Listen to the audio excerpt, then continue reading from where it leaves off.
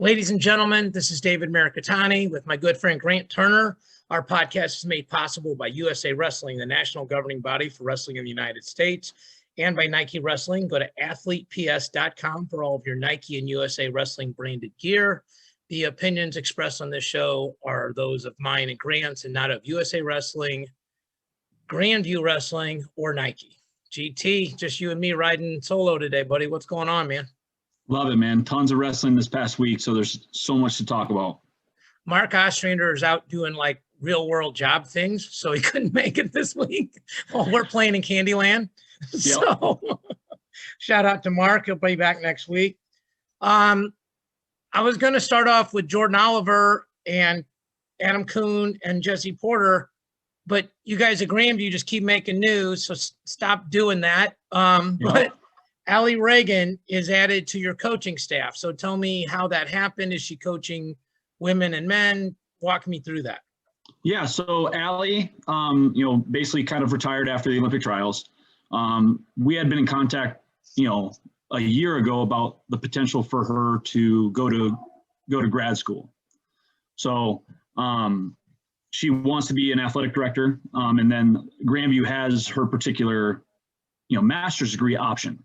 So Nice. of course, it was more of like an educational thing. And then of course, she's also got on with the Big Game Wrestling Club. Shout out to Dylan Carew and those guys. So she's going to be doing a lot of stuff over the spring and summer with Big Game in Iowa City. And then she's going to be doing graduate work with us and then helping out the women's program. And then we will then, of course, learn from the great Allie Regan as much as we possibly can on both sides. So she's been in town already working out with the girls and the guys. So it's been a huge, huge benefit and bump to a second year women's program in Des Moines. So super excited for Allie, both for her education and also for her to continue to give back to the sport of wrestling. So really cool news. Her improviser back to back. You and I talk about privately all the time about leveling up, whether it's personally, professionally, wrestling, relationships, whatever the case it may be. A lot of times people work in the dark and then you see the results in the light. But I think this is something where the work got done in the light and then the results will be under the bright lights. Because names like that, you can't try to hide them even if you wanted to. Yeah, Allie is, extremely dedicated or decorated wrestler herself. And then now with her ability to kind of feed that next generation of people that are on the ladders is going to be awesome for her. I think she loves it. I think she's already soaking in the coaching vibes. So very cool. Well, and there's coaches that have done it for a long time, but people, the longer their athletic accomplishments get in the rearview mirror, sometimes people don't take them quite as seriously, whether they should or not. I think that's probably invalid logic, but it is what happens with people. She was just at the trials, a month ago. Literally. Yeah. So, and, world silver medalist, all that stuff. Allie Regan actually grew up about 25 minutes from where I live. And I remember watching her just torture kids in high school. I'm like, you just knew. And women's wrestling wasn't where it was then. So you kind of didn't know where she was going to get to end up. Right. Because you can do well in high school because those lighter weight classes, you get to college and making a young lady wrestle 125 against guys that cut from 142 or something, you just knew that wasn't going to end well. The fact that USA Wrestling in the world has done so much to develop women's wrestling is awesome. So Congrats to Nick and you guys and the crew, and really well done. So let's talk about the last chance qualifier. For the people that haven't seen it, the bottom line is Kuhn and Porter and Jordan Oliver all did not qualify. The way the tournament was set up, it was a blind draw. There was no seeding. It was a one-day tournament up to the finals. There was obviously repechage matches, but and I don't believe there was any of the finals matches wrestled because it didn't really matter. You're just trying to get into the final two, and even if they did, unless it affected seeding for the Olympics, it doesn't matter. Right. Kuhn went 1-1. Porter went 1-1. Jordan went 3-1, I believe. He started in the round of 32, won the 32, won the 16, won the 8. And then lost in the 4 or the semis, the last 3-2. I'll let you go first. What'd you think? Huge prop to those guys stepping up for the country to go to Sofia, Bulgaria, in the middle of still a COVID world and go to try to qualify that weight class. I know that I mean, Jo looked great. Just came up a little bit short against Godziev from Poland. And that guy is really, really, really talented. You could tell when the draws came out that side was going to be the more difficult of the two, just with everybody that was on that side. But, it just came down to that semis match because you knew that those two guys were legit wrestlers and have had really good results. Yeah, I mean, Jo, I think, handled it really well. He put in a great effort in that semis match, and then all of the matches previously leading up to that, but just kind of fell a little bit short. So for people that don't know, tell me and the rest of us how good Lomatadze is and how good Godziev is, because Godziev beat Lomatadze. You're on Twitter and all that stuff more than me, but kind of the social media chat was that like Godziev didn't do anything in those two matches. To me, you're a coach. I still coach. You always coach guys to wrestle to the rules, guys or women, to the rules. And that guy knows how to wrestle to the rules. So I guess two parts. How good are these guys? Because I think we get very myopic and just think, well, Jordan Oliver's just going to go win because he's really good. To me, I thought it was a really hard task because he's never been our world team member before. Now you got to go with no margin of error. Tell me how good those guys are, and then tell me a little bit about your view of the matches and the rulings, because I got to talk to a ref, and I'll tell you what that person said. Well, and like Lomatadze, he got the spot because Vladimir Kanishvili basically tested positive for COVID, and he was the reigning Olympic gold medalist in 2016 at 57 kilos. So that guy would have been on that side as well.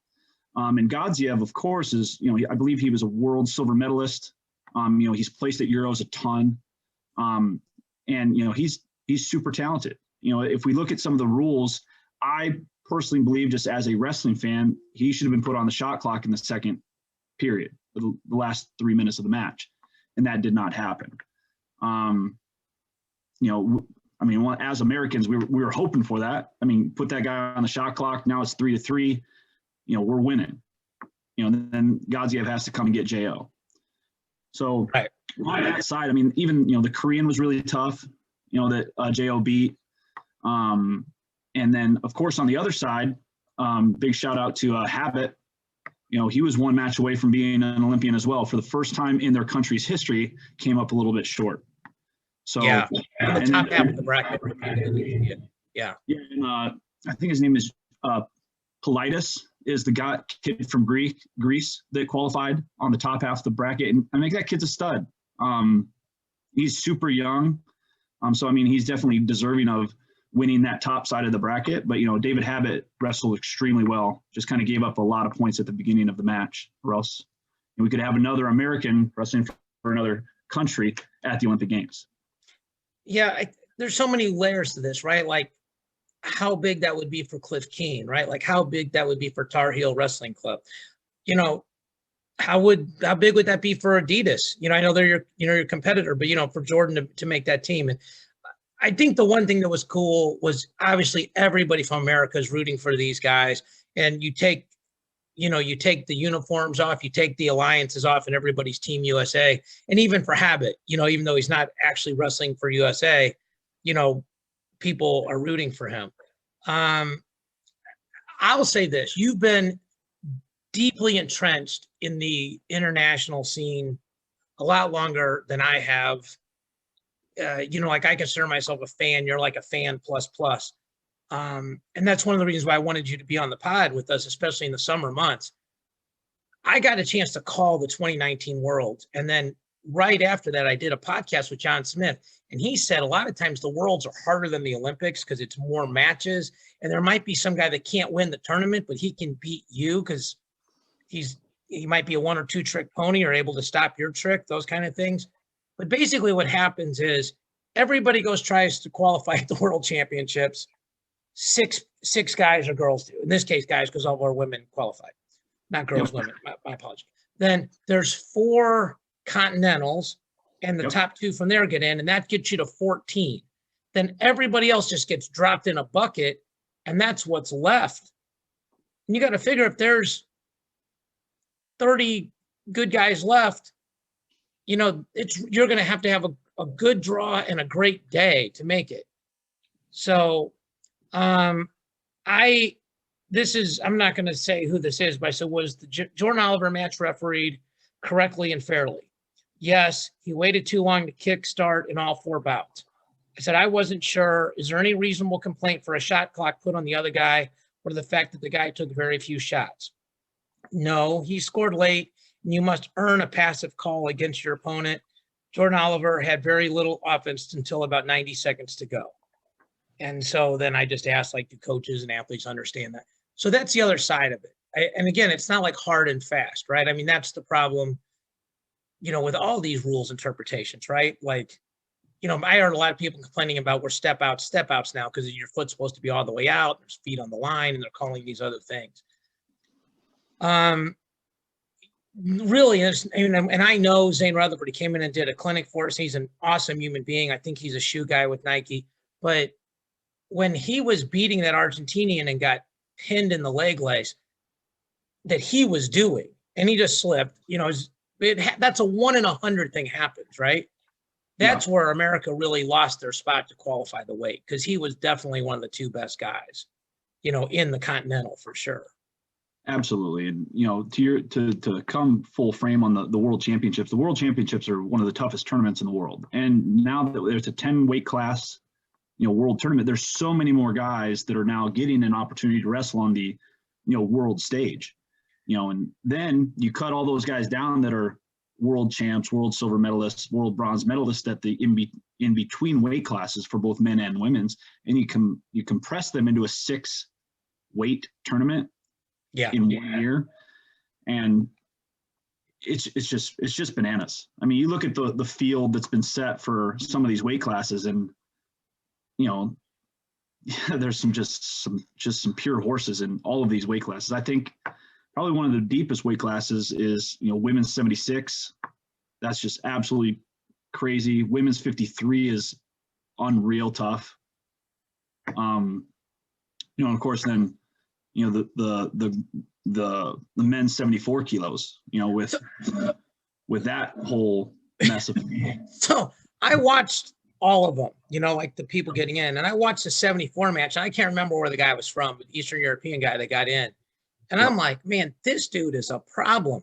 And then you realize he's the 15 or 16 seed. Like, and one of the things that people don't think about in our country is people are obviously, and they should be deservedly hyped about our Olympic team. But like, let's say Jordan had made it. He's the 15 or 16 seed. Gable Stevenson has never been a senior world team member for the United States. Obviously, ton of age group stuff. And obviously we are very high in him, but he's never wrestled those Petrashvili, Nakul, and those guys at the senior level. Snyder obviously has world experience. Taylor has world experience. Gilman has a medal, those kind of things. And Dake has no world experience at 74. Obviously, ton of success at 79, but those foreign countries don't look at those non-Olympic weights the same way. They almost look at them like JV weights. I mean, we don't look at it that way, but. Well, I think the United States, we benefited greatly from having those weight classes added. Yeah. So, we hit our stride with having, Dake and Burroughs and Jaden and, like James Green, like at 70 kilos, and then of course, guys like Joe Colon that were kind of in between. And this is a purely American view on this, but like our team was set up for success when that happened.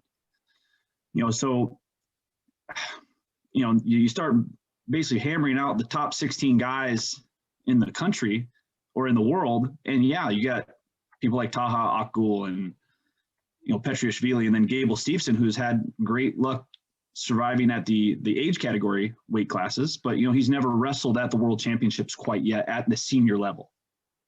Gable's a beast. So I'm excited to see him wrestle those guys and, have, a real shot to, go out and prove something crazy. Sure, he can win it, but you said it right, to prove something crazy.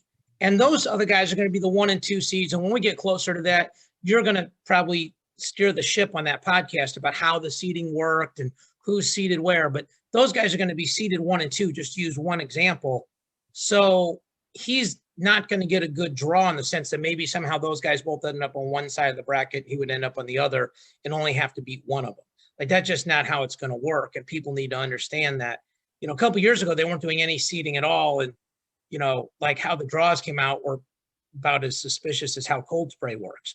You know, so you know, we were texting about cold spray during the matches. Full disclosure. The international, like, just helpful cold spray. That and the stretcher. Got to bring them out. I told you I'm going to use it to help me reduce my font size. So yes, 100%. 100%. Okay, so we're going to jump to domestic. The women's results this last weekend down in Texas. So I saw the results. A couple things stuck out to me. I just know a couple of the Missouri ladies. So Kubicki and Faith Cole both made the finals. You know, congratulations to them. Tell me a little bit about the depth, and then let's make sure we hit on the Blade sisters. Yeah, so, I mean, extremely awesome event down in Irving, Texas.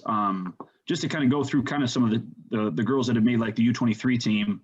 I'll start there and then we can work kind of backwards from there. The U23 team is absolutely stacked. You know, Emily Shilson, Kylie Welker, who, you know, was the runner-up at the senior level, you know, Olivia Fisk, I'm forgetting a few here. Ashlyn Ortega, Emma Bruntel, she's a monster. Michaela Beck, Alex Hedrick, Cheyenne, I can't pronounce her name right now because my tongue's all tied. Ronna Heaton.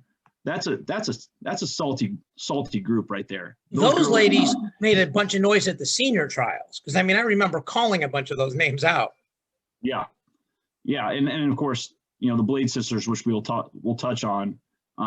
Their stat line at this event was just insane, crazy, like just insane numbers. Like outscored their opponents like 280 to 30 in all of their matches, something crazy like that. I mean, those girls are just on another level, which is really cool to see the women's wrestling going in that positive direction. All these girls are ready to step up to the senior level, like now. Well, we saw that with Kennedy Blades and a couple of the other names you mentioned, like Brandon Paulson. I follow him on Twitter. He's like, Emily Shilson just made her 99th world team, you know, and like, just kidding, but not so far off, you know, like to me, anytime you start something, and you're a part of this, like Grandview, right? When you start, you just need to get like a champion or something, right? Like, and that validates, in this case, the Grandview program. Like women's wrestling, once we had a medal, you know, like the Trish Saunders of the world, those kind of people. But Trish Saunders probably had very, very few high quality women training partners. You know, I don't want to disrespect anybody at that time, but she was head and shoulders above almost everyone. Now the depth, I mean, that's when you know you have a good program. Like we talked about the University of Missouri last week, and they had, you know, 3 athletes make a world team, and one of them was a backup this year. I mean, that's when people start going, man, those programs, you know, our country, our women's program, this university, whatever the case may be, it's scary. It's not the 3 or 4 top line athletes. It's how good our country is. You know, like, hey, Nick Wisdowski took second. You know, Dayton Fix didn't make the finals. You know, those kind of things. Like it's obviously Jordan Burroughs took second.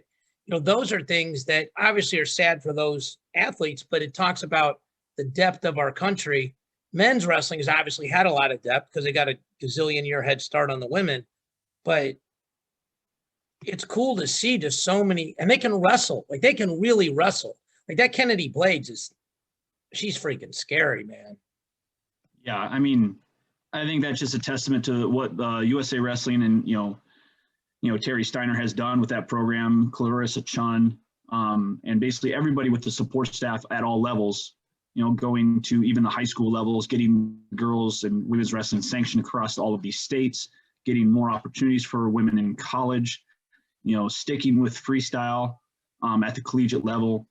I mean, this is all benefiting our country to wrestle at the World and Olympic Games, having this great feeder system and culture being built within the U.S.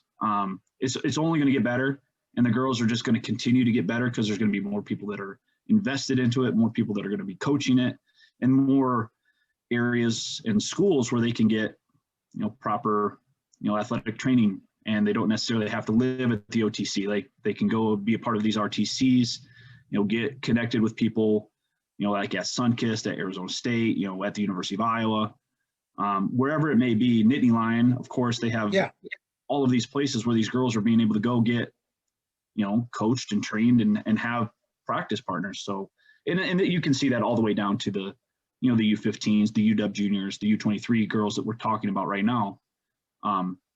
Crazy, awesome athletes, and really looking forward to seeing those girls at, world championships in the fall.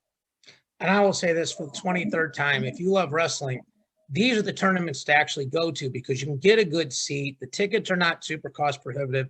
USA Wrestling is holding these tournaments in places where hotels are not $400 a night.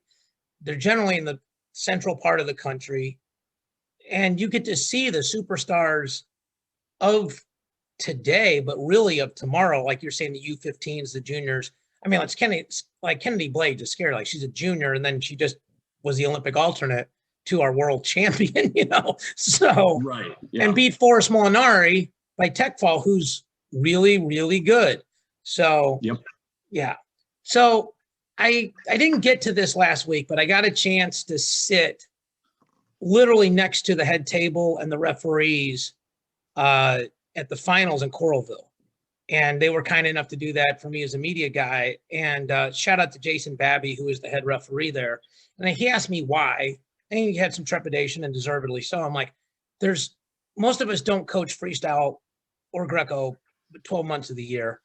And a lot of us want to understand the rules. I want to understand the interpretation of the rules because I'm lucky enough to have a voice, this platform. And it's important to me privately to be intelligent, but it's really important for me publicly to maybe just not be dumb. I don't necessarily be intelligent. I just don't want to say something to people like, I knew you were stupid. So, a couple of things that they talked about that I thought was interesting. Number one, this was crazy, but there was a scoreboard issue. I'm like, well, why don't they have the underlined ones or the dots? And they said, there's one clock where it's tied. If there's a red dot, the red guy or the red wrestler is winning. And if there's no dot, then the green or blue wrestler is winning. And I said to him, I go, how many people know that? Like, I didn't know that. Right. So I think that's important for people that are watching, and especially if you're coaching, you're allowed to ask an official who's leading. Now, a good friend of mine and a friend of yours, Jason Keck, said he'll a lot of times be keeping score on a piece of paper or have the second coach doing that just so they're clear. Like, this isn't even the challenge. This is just to know who's in the lead. And I thought it's extra work, obviously, but it's really smart, especially when you get one of these 12-12 kind of matches. 4-4 is pretty simple to keep, but points start flying. Like, if you're Seth Gross's coach, you need to be doing this at all times, right? Yeah, Seth Gross, Joe Colon, 28-26. Figure out who has more 4-pointers, who has more 2-pointers. Yeah, it's always good to talk to those guys and get an understanding. And it's not necessarily the best time to do it throughout a match. Like, get to know these officials, pick their brains. Don't do it while you're emotionally heated and you're like upset about, a push out or a 4-point throw. Take your time, go talk to the officials. They want to help as best that they can to educate, because it is a different style of officiating. Yeah. Well, I was talking to one referee and two other referees just jumped in and said, do you care about my opinion? It was about like who they would caution first or not caution, put down first in freestyle and Greco versus shot clock and freestyle and the philosophy of that. And I think we touched on that last week. I think once people understand you're asking to educate yourself and to not try to embarrass them or to go somewhere later and go, see, I told you so, or something like that. I think obviously the intent of the conversation is super important. The other thing that they talked about, because, we're starting an RTC out here next month, and you definitely, at the very least, want to just not coach stuff the wrong way. We talked about like you shoot the double and I'm in the chest wrap head pinch position, that, whatever you want to call that. And the points go to the shooter unless the defensive wrestler does either I change the direction of the move. I'm wiggling around here like people like that, man. It's like my office chair. I'm changing directions. I look like a bad surfer. or if the shooter breaks their grip to stop it, because then they're saying that's no longer You're no longer on offense, you're defending. And that's important to understand because it's, again, like you're trying to make, in general, they're going to reward the shooter. Right. So I would think you would coach it to keep your grip locked. And even if you feel yourself going, like run to that corner first and act like you're the one that put him there. At least make it difficult for the referee to reward the person that's counterattacking versus the original attacker. So just a free coaching tip for people out there watching or listening. I thought that was interesting. So anyway, one quick note, California, shocking, no one canceled their state tournament. We had Poeto on last week, and he was talking about guys who were going for their fourth state title in Illinois and how rare that is. And, you know, 4 state titles in California, it's like more people have walked on the moon. So feel terrible for those kids. Hopefully they can come up with something like what USA Wrestling did for the D3 tournament, you know, some semblance of an event where, you know, those kids get a chance to wrestle. Portal news, Max Dean is still in the portal. You know, we're hearing a couple different things. Evan Wick goes into the portal. Now that's interesting because they Olympic redshirted him last year. I made a couple calls. I don't know if you did or not, GT, because I'm not sure it really affects you, but I'm hearing he may go to Cal Poly with his brother. Yeah, because Luca just committed to Cal Poly, like 3 weeks ago? Yeah. Cal Poly had a good tournament. I talked to Chianuma up there at Coralville. You know, I've known Chris since he was in high school. And, you know, they're getting smart. They're not recruiting like the number 1 guy at each weight. They're trying to get like the number 9 or 10 guy at each weight and then coach those guys up.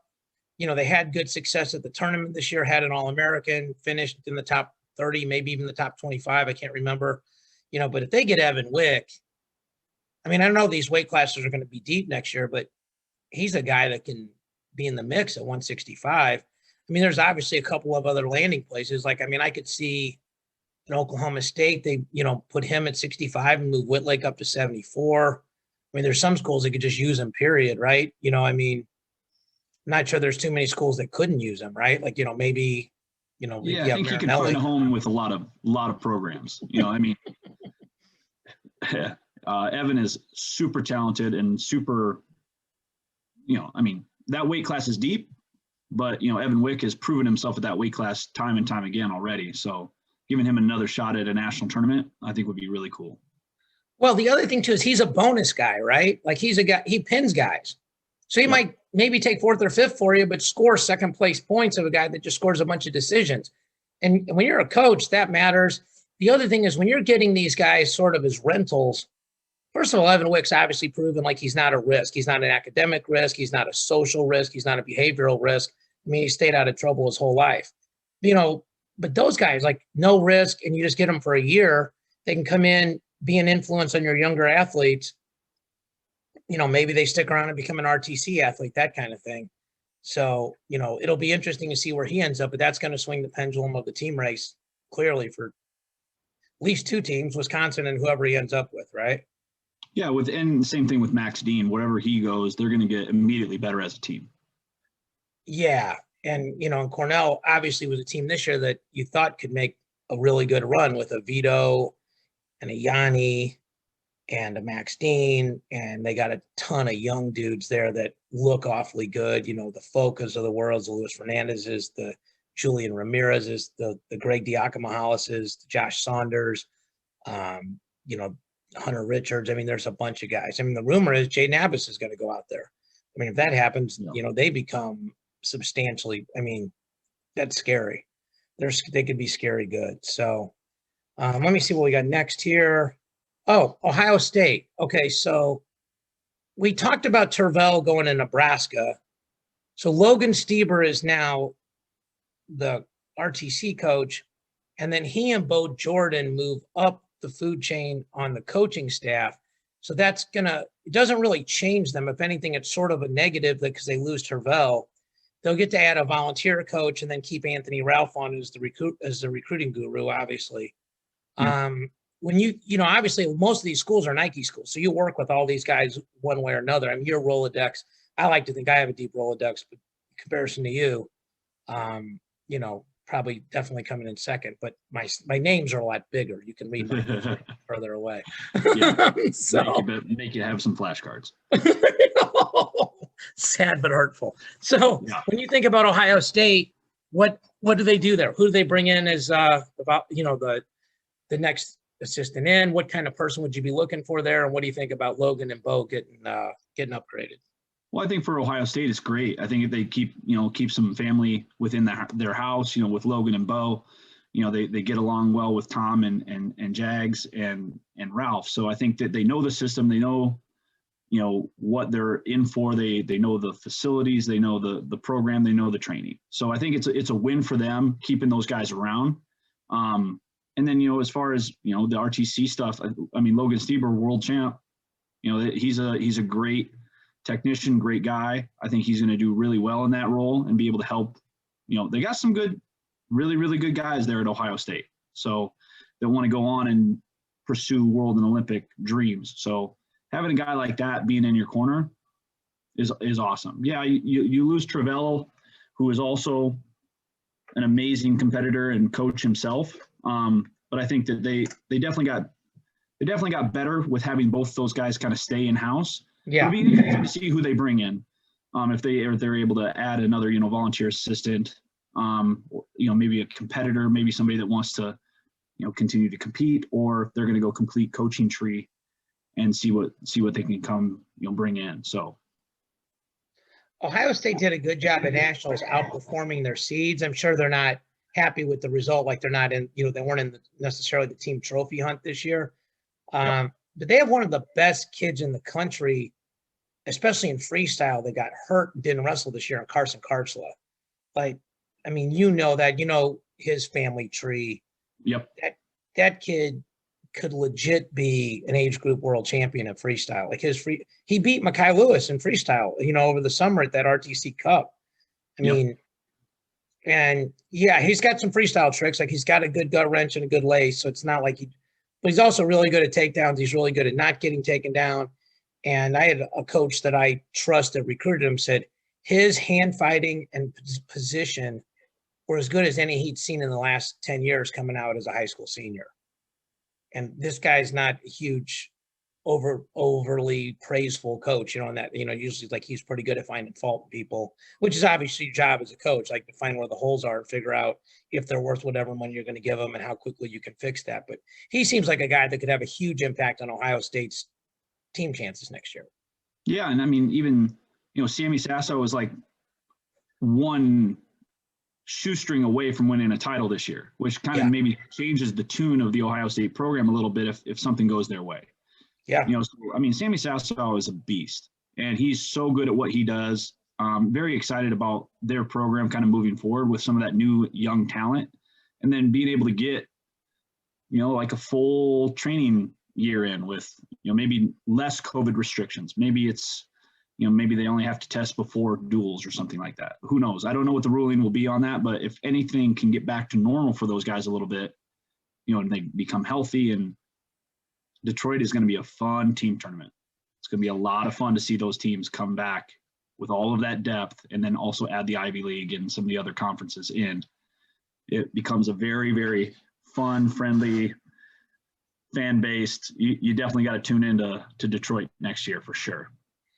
Yeah, and I said this to the Arizona State guys on that podcast, and I said it to Terry Brands on that podcast. I think a lower total team point is going to win it next year, and I mean that as a compliment. Like, you're not going to have 2, 3, 4 teams that can just run and hide because there's so much depth. Like Spencer Lee, assuming he's healthy, is probably the biggest lock you have in the tournament.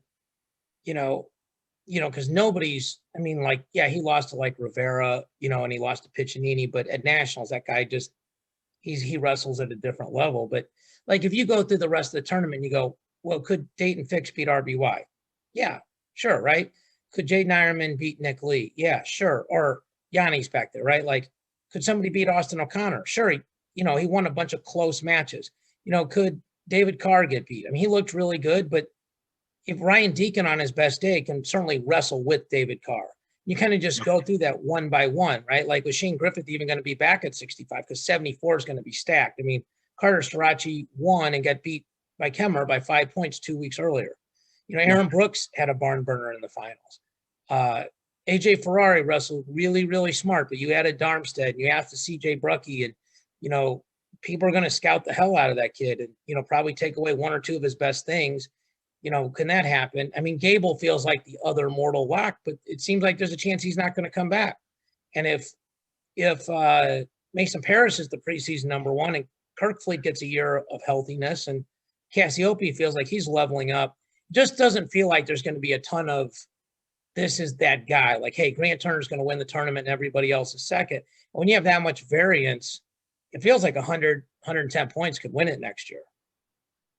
Yeah. I mean, one thing, don't let Penn State get to the semifinals. I think Cale's record with those guys in the semis is like 106-4, something crazy. I think literally over the last whatever years, Robbie Howard posted they were like 45-6.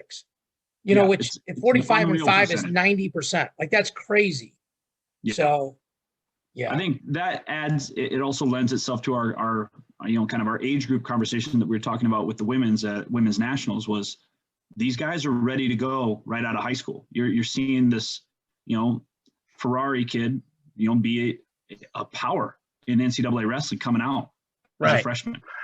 There's tons of guys that can make that transition faster and easier. And we all know that collegiate wrestling is super tough. It's not, that's abnormal for a kid to come in and just be at a weight class and do that well. But it's really cool to see.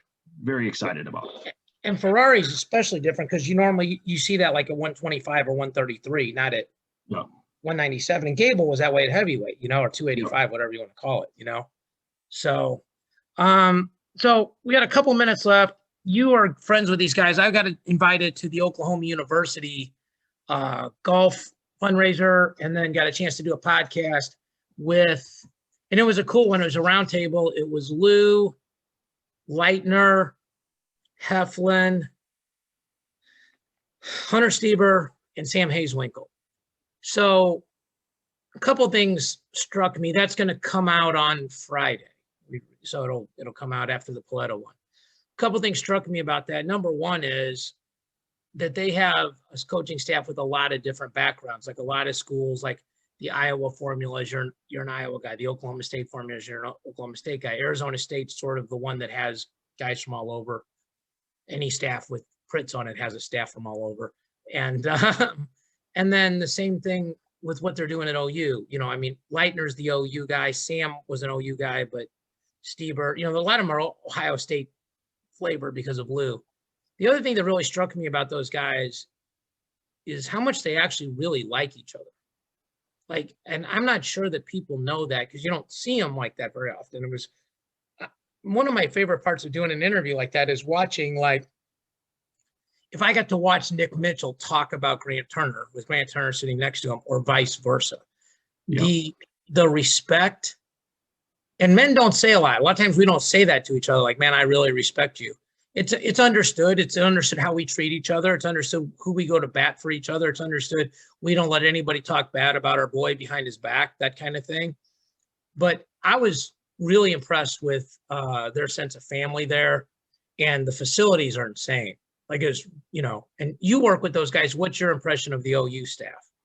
I think they're a great group. And, once again, you speak to, the word culture gets thrown around a ton. And it really just depends on how you really want to utilize that word. It means a lot of different things to a lot of different places. But if you have guys that have been from the university, Sam and Leitner, they understand what the program has been while they've all been around.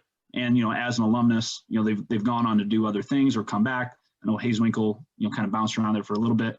Now he's back with the program. There's a lot of history there. And then you bring in the Ohio State family feel with those guys. And then, of course, everyone gets to know each other really well. And then, yes, there is a professional respect and then also a personal respect that goes along with, hey, you did your job. You did what we're wanting you to do. And it goes a long way to have people that you trust in a coaching staff when you only get to have so many. Yeah. I thought, Michael Leitner is really a quiet guy. And, sometimes you ask a question and it's tough when you have 45 minutes or, give or take to ask 5 people questions, right? Because it's just like you and me are talking more this week because there's just 2 of us versus if Mark, and it's not good or bad, but it's certainly different. And when you're on a time pinch, but I talked to Leitner about wearing the singlet, and that dude's whole body language changed. He's like, I never lost in this arena. He's like, I could not go home. I mean, like, Yeah.